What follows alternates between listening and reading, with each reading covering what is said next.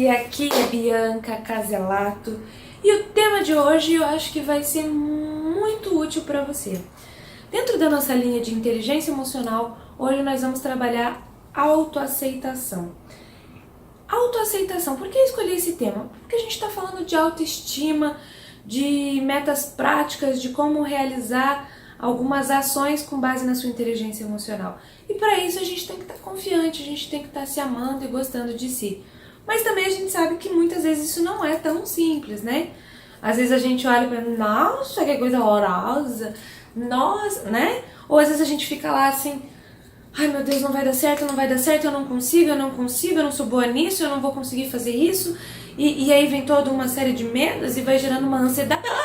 Morri, sufoca. Não dá pra viver assim. E aí, o que a gente tem que fazer, Bianca? Um passo de cada vez. Hoje nós vamos falar de autoaceitação. Gente, autoaceitação. Autoaceitação, ela tá ligada com as expectativas que a gente tem com a gente e a nossa opinião sobre si mesmo, tá? Então é assim, eu fiz um esquema aqui que pode ajudar. Autoaceitação.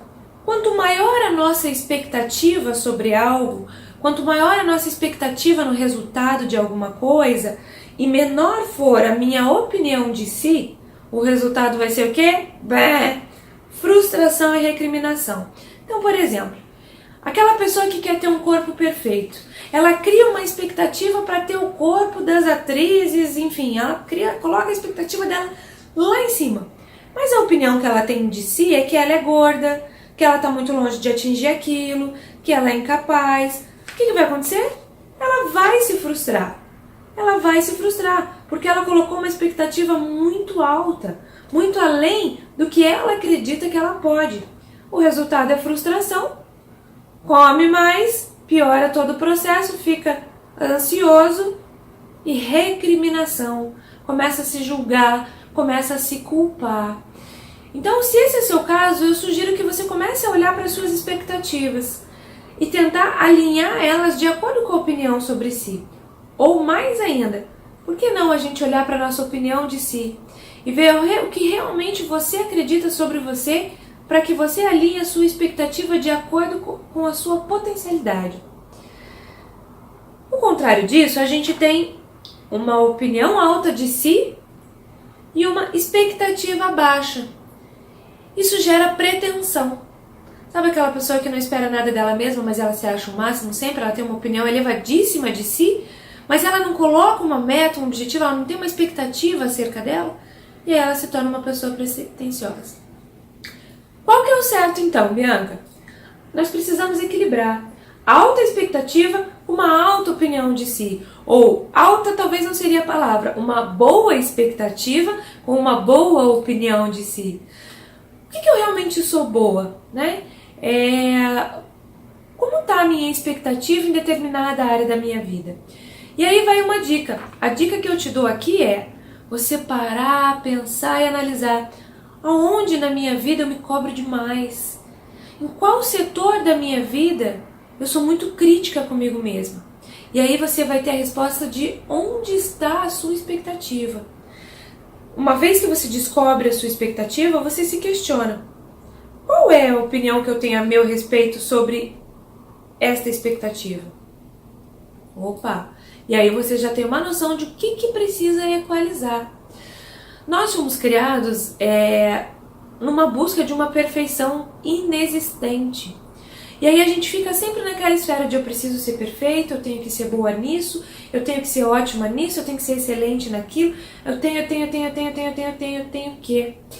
E o ser humano ele é feito de luz e de sombra. Então todo mundo tem luz e sombra. E isso é maravilhoso, gente. O problema é que a gente fica lutando para ficar só na luz. Nós não queremos enxergar e aceitar as nossas sombras. Isso faz parte do processo de aceitação.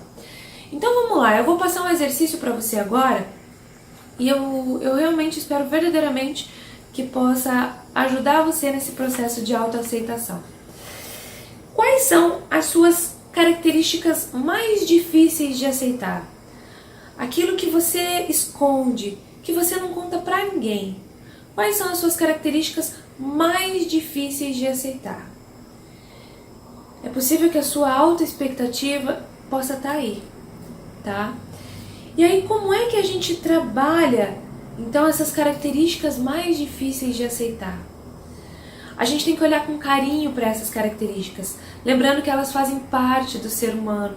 Todo mundo tem características difíceis de aceitar.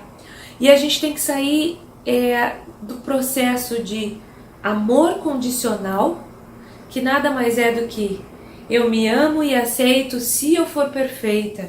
Eu me amo e me aceito se eu for magra.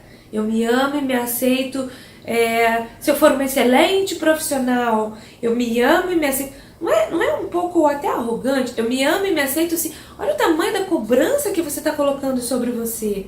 Olha o peso que você coloca em cima das suas costas. Por que a gente não sai dessa posição de amor condicional e a gente não passa a ir para a posição de amor incondicional? Eu me amo e me aceito apesar de... E aí coloca uma característica que você disse que é difícil de aceitar. Então assim, eu me amo e me aceito apesar de ainda não estar no peso que eu gostaria. Eu me amo e me aceito apesar de ter brigado com o meu filho. Eu me amo e me aceito apesar de ser chorona. Eu me amo e me aceito apesar de ser sentimental demais. Eu me amo e me aceito apesar de... Tarará, tarará, tarará. Faz sentido isso pra vocês, gente? Eu vou dar um exemplo e aí acho que vai ficar muito claro pra gente finalizar. Imaginemos a Joana. Vou inventar aqui um nome. A Joana, ela quer perder 50 quilos. Ela tem 110 quilos. Ela olhou lá na televisão, aquelas modelos lindas e maravilhosas, mas ela quer ficar extremamente sarada. E a Joana, ela malha 3 vezes por semana. Toma sua suplementação antes do treino, depois do treino. Só que a Joana pegou uma gripe.